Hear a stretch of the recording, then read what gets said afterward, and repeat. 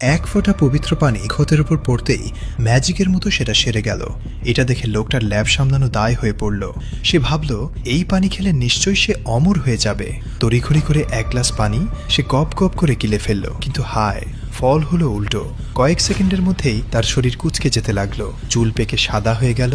মুহূর্তের মধ্যেই সে ৮০ বছর বুড়ো হয়ে গেল। অমর হওয়ার বদলে সে মৃত্যুর দিকে ধাবিত হলো।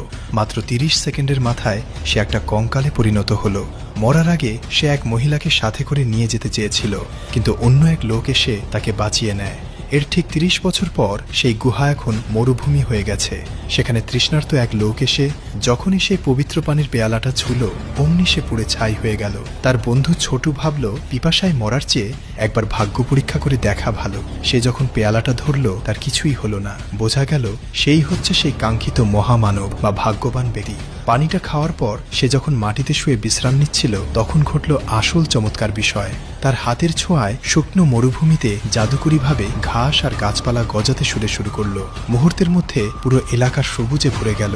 ছোট বুঝতে পারল সে এখন এক অকল্পনীয় অতি প্রাকৃত ক্ষমতার মালিক।